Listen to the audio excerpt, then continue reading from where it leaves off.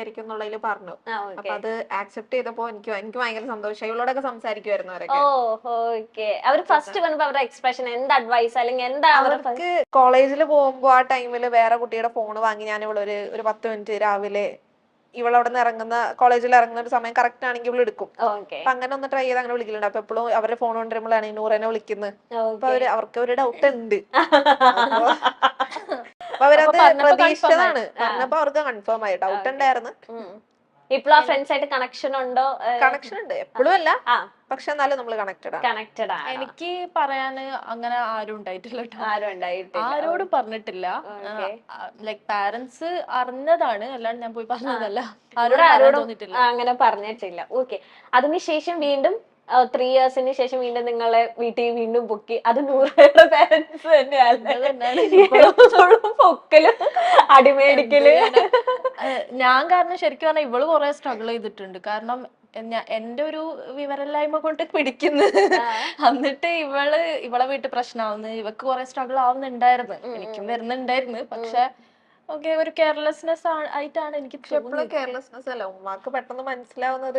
Like ഒരു വട്ടം doubt ആയ പിടിച്ച പിന്നെ ആ ഒരു ഇതുണ്ടാവുമല്ലോ. ചാറ്റ് ചെയ്യുമ്പോൾ എന്റെ വീട്ടിലെ സംശയം ഉമ്മി തുടങ്ങി. ഇങ്ങനെ ഫോൺ പിടിക്കുകയാണെങ്കിൽ നൂറക്ക് മെസ്സേജ് അയക്കാനാണ്. അപ്പൊ ഞാൻ ഒരു ചേച്ചി ചാറ്റ് ചെയ്യാൻ പഠിച്ചു. അങ്ങനെ ഒരു ഉമ്മമാരെ പിടിച്ചു. ഓക്കെ.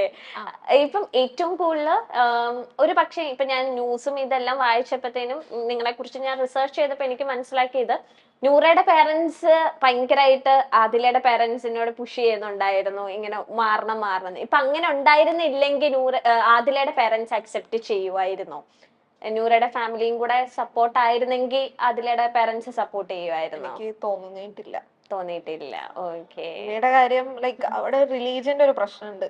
ഇപ്പൊ നമ്മള് റിലീജിയനും എല്ലാതും മാറ്റി വെച്ചിട്ട് ഒരു മനുഷ്യനായിട്ട് തിങ്ക് ചെയ്യുകയാണെങ്കിൽ മേ ബി ആക്സെപ്റ്റ് ചെയ്തേനെ. പക്ഷെ എല്ലാവരും ഇവിടത്തെ ഇത് എങ്ങനെയെങ്കിലും ആ ഒരു സെറ്റ് ഓഫ് റൂൾസിലൂടെ ജീവിച്ചിട്ട് വേറെ ജീവിതത്തിലാണല്ലോ, പരലോകത്തെ ജീവിതത്തിലോട്ട് കോൺസെൻട്രേറ്റ് ചെയ്യുന്ന ആൾക്കാരോട് പറഞ്ഞിട്ട് അതൊരു സെറ്റ് ഓഫ് ആൾക്കാരുടെ വിശ്വാസം, അതിലൊന്നും പറയാൻ പറ്റൂല. അത് മാത്രമല്ല ഫാദറും ഭയങ്കര മെയിൽ ഷോവിനിസ്റ്റ് ഒക്കെ ആയിട്ടുള്ള ഒരാളാണ്.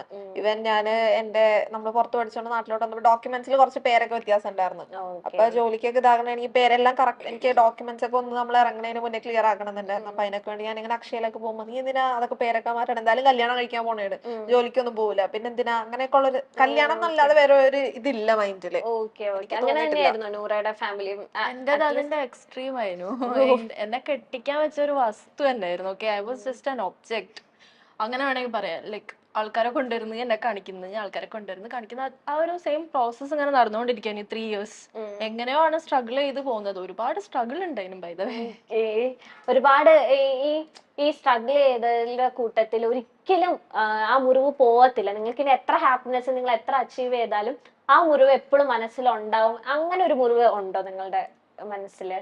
അതെ, ഉണ്ടായിട്ടുണ്ട്. ഇപ്പോ ഞങ്ങളെ റിലേഷൻഷിപ്പിന്റെ മാറ്ററിൽ വെച്ച് പറയുകയാണെങ്കിൽ അങ്ങനത്തെ മുറിവുകൾ ഉണ്ടായിട്ടുണ്ട്. പാരന്റ്സ് തന്നിട്ടുണ്ട്. എന്താ വെച്ചാൽ ഞങ്ങള് അത്രയും അവരെ ട്രസ്റ്റ് ചെയ്തിട്ട് ഞങ്ങളൊരു ചാൻസ് കൊടുത്തു. Okay, please try to understand us. ഞങ്ങൾക്ക് എന്താ പറയുക, നിങ്ങൾ പറയുന്ന കൂട്ട് ഞങ്ങൾക്ക് ആവാൻ പറ്റൂല. ഓക്കെ, എനിക്കിപ്പോ ഇവ ഇഷ്ടമാണ്, ഇവക്ക് എന്നെ ഇഷ്ടമാണ്. അതുപോലെ ഒരു തെറാപ്പി തന്നിട്ടോ ഡോക്ടറെ കാണിച്ചിട്ടോ ഒന്നും നേർക്കാക്കാൻ പറ്റുന്ന ഒരു കാര്യമല്ല. That is not something to be done. അപ്പോ ഞങ്ങൾ ട്രസ്റ്റ് ചെയ്തു, ഞങ്ങൾ ഒരു ചാൻസ് കൊടുത്തു. പിന്നെ അവിടെ കൊടുത്തെന്ന് പറയുമ്പോ ആൾക്കാർ തെറ്റിദ്ധരിക്കും, നമ്മളങ്ങനെ മക്കള് ചാൻസ് കൊടുത്ത് അങ്ങനെയല്ല.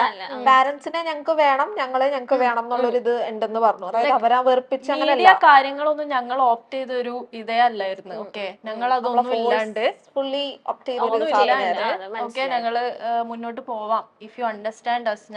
ഞങ്ങളത് പാടു നോക്കി ഞങ്ങൾ ജീവിച്ചോളാം, ജോലി ചെയ്ത് ആർക്കും ഒരു ശല്യമില്ലാണ്ട് ഞങ്ങൾ ജീവിച്ചോളാം. അതൊന്നും കേൾക്കാണ്ട് പിന്നെയും ഞങ്ങളെ സെപ്പറേറ്റ് ചെയ്യാൻ നോക്കി. അത് വലിയൊരു മുറിവായിരുന്നു. അതെപ്പോ ഇതാക്കിയാലും മാറില്ല. ഇപ്പൊ നിങ്ങൾ 12th വരെ സൗദിയിലായിരുന്നല്ലോ. അപ്പൊ ഈ കേരളത്തിലത്തെ ലോസിനെ പറ്റി, ഇവിടത്തെ ഇങ്ങനെയൊക്കെ പോയ ഇങ്ങനത്തെ ഒരു നിയമസഹായം ഉണ്ട്, അങ്ങനെയൊക്കെ നിങ്ങൾക്ക് നോളജ് തന്നത് ആരാണ്? കമ്മ്യൂണിറ്റിയിലുള്ള ആൾക്കാർ നോളജ് തന്നിട്ടുണ്ടായിരുന്നു. നമ്മള് സ്റ്റാർട്ടിങ്ങിൽ കമ്മ്യൂണിറ്റിയിലുള്ള ആൾക്കാരല്ല, നമ്മൾ കുറെ റീസെർച്ച് ചെയ്തിട്ടുണ്ടായിരുന്നു. പക്ഷെ കൂടുതൽ കാണുന്നത് ട്രാൻസ്ജെൻഡേഴ്സിന്റെ കാര്യങ്ങൾ നമ്മൾ കണ്ടുകൊണ്ടിരുന്നത്, ഇന്റർനെറ്റിലും പെട്ടെന്ന് അവൈലബിൾ ആയിട്ടുള്ളത്. അതല്ലാതെ നമ്മുടെ നാട്ടിൽ വന്ന നമ്മുടെ അതിനൊന്നും തീരെ ഐഡിയ, ട്രാൻസ്ജെൻഡേഴ്സിന്റെ ഇത് മാത്രമേ ഉള്ളൂ വേറൊന്നും ഇല്ലല്ലോ. അപ്പൊ അങ്ങനെ കുറച്ചിങ്ങനെ റീസെർച്ച് ഒക്കെ ചെയ്ത് വന്നപ്പോ അത് കുഴപ്പമൊന്നുമില്ല, ലീഗലൈസ് ചെയ്തിട്ടുണ്ട്. നമ്മളും കുറച്ച് സ്റ്റഡീസ് ഒക്കെ നടത്തി അങ്ങനെ നമുക്ക് മനസ്സിലായി. അപ്പൊ ഇത്രയും സ്ട്രിക്റ്റ് ആണല്ലോ, അപ്പൊ നിങ്ങളുടെ രണ്ടുപേരുടെ വീട്ടിൽ ഇത്രയും പൂട്ടിട്ട്, അപ്പൊ എങ്ങനെ ഒരു ഫസ്റ്റ് ഒരു മീഡിയ അപ്രോച്ചിലേക്ക് അതിലേക്ക് എങ്ങനെ എത്തിപ്പെടാം? കാരണം പേരൻസിന്റെ കണ്ണു വെട്ടിച്ച് വേണമല്ലോ നിങ്ങൾക്ക് ഓരോ കാര്യങ്ങളും ചെയ്യാനായിട്ട്. ഇവളാണ് ഫസ്റ്റ് ലൈക് മീഡിയയിലൊരു ഞാൻ ആക്ച്വലി FB-ല് ഒരു വീഡിയോ ഇട്ടതാ ഇൻസ്റ്റാഗ്രാമില്. അതിനുശേഷമാണ് നമ്മള് മീഡിയയിലോട്ട് പോകുന്നത്. അപ്പൊ അവിടെ വന്നു ലൈക്ക് ഞാൻ ഈ ക്യാമറയുടെ മുന്നിൽ ഫോട്ടോ എടുക്കാൻ വരെ എനിക്ക് ഭയങ്കര ബുദ്ധിമുട്ടുള്ള ഒരാളായിരുന്നു പണ്ട് ട്ടോ. അത് ഭയങ്കര എന്തോ പോലെയായിരുന്നു എനിക്ക് ഫോട്ടോ എടുക്കാനും വീഡിയോ എടുക്കാനൊക്കെ ഭയങ്കര അങ്ങനത്തെ ഒരു ഇതില് കയക്കാനോ വെറുതെ ഒരു ഇങ്ങനെ എടുക്കും അങ്ങനത്തെ ഒരു ഇതായിരുന്നു. പക്ഷെ അപ്പ ആ ഒരു നേരത്ത് എനിക്ക് എന്ത് സ്ട്രെങ്ത്തിലാണ് ഞാൻ അത് പറഞ്ഞതെന്ന് എനിക്കറിയില്ല, ഇപ്പോഴും എനിക്കറിയില്ല.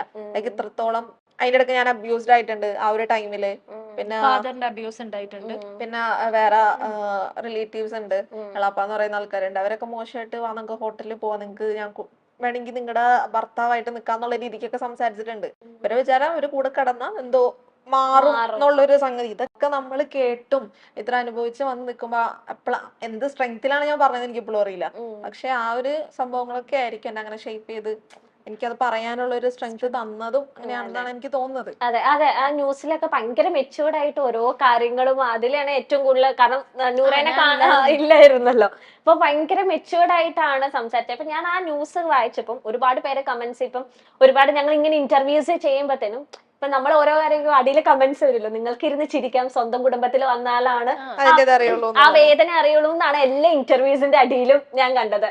ഇപ്പൊ ഏതൊരു അവതാരിക പറഞ്ഞാലും നിങ്ങൾക്ക് ഇവരെ ഇത് ചെയ്യാം, സ്വന്തം കുടുംബത്തിൽ വന്നിട്ടുണ്ടെങ്കിൽ എന്ത് ചെയ്യും. അപ്പൊ അങ്ങനത്തെ ഒരുപാട് കമന്റ്സ് നിങ്ങളും കണ്ടിട്ടുണ്ടാവൂലേ ഇപ്പൊ ഓരോ ഇന്റർവ്യൂസിന്റെ തന്നെ. അപ്പൊ അങ്ങനെ കമന്റ്സ് ഇടുന്നവരോട് എന്താ പറയാനുള്ളത്? ഇതില് വരുന്നത് ഇത് പറയുന്നുണ്ടല്ലോ, ഞങ്ങൾക്ക് വന്നത് ഞങ്ങൾക്കേ അറിയുള്ളൂ, അവർക്ക് എങ്ങനെ ഇരുന്ന് പറയാം. ഇപ്പൊ ഞാനും ഇവള് ഗോത്രൂ ചെയ്ത് രണ്ടും എന്റെ ഡിഫറെന്റ് സാധനമാണ്. ഒരുമിച്ചുള്ളപ്പോഴും അത് ഗോത്രൂ ചെയ്ത് സിമിലാരിറ്റീസ് ഉണ്ട്, പക്ഷെ നമ്മൾ എഫക്ട് ചെയ്യുന്നത് ഡിഫറെന്റ്ലി ആയിരിക്കും. അപ്പൊ അത് ഇങ്ങനെ ആൾക്കാർക്ക് കമന്റ് ചെയ്യാം. That's it. ഇപ്പോഴും ഞങ്ങളെ സം പാർട്സ് ആർ മിസ്സിംഗ്, അങ്ങനെയാണ് പറയുന്നത്. വി ആർ നോട്ട് കംപ്ലീറ്റ് കാരണം ട്രോമ എഫക്റ്റഡ് ആണ്. ലോട്ട് ഓഫ് തിങ്സ് ഞങ്ങൾക്ക് സ്ട്രഗിൾ ആയി വന്നിട്ടുണ്ട്. ഇപ്പോഴും അത് ഞങ്ങളെ എഫക്ട് ചെയ്യാറുണ്ട്. ഓക്കെ, അതും ഞങ്ങളതൊന്നും ഓവർ എക്സ്പ്രസ് ചെയ്യാറൊന്നുമില്ല. യൂട്യൂബിലാണെങ്കിലും എവിടെ ആണെങ്കിലും ഞങ്ങൾ ഓവർ അത് പറഞ്ഞ് കരച്ചില് വീഴ്ചില് അതൊന്നും ഞങ്ങൾക്ക് താല്പര്യമല്ല. ഓക്കെ, കഴിഞ്ഞത് കഴിഞ്ഞു, we just have to move on, അത്രേ ഉള്ളൂ. പിന്നെ ഈ പറയുന്നുണ്ടല്ലോ നിങ്ങളെ വീട്ടിലും ഇങ്ങനത്തെ ആൾക്കാരുണ്ടാവണം, അങ്ങനെ പറയുന്ന ആൾക്കാരുണ്ട്. Okay, let it be. Like ഈ പറയുന്ന ആൾക്കാരെ വീട്ടിലാണെങ്കിലും കമ്മ്യൂണിറ്റിയിലുള്ള ആൾക്കാരുണ്ടെങ്കിൽ ഇവരെന്താക്കും, കൊല്ലുവോ?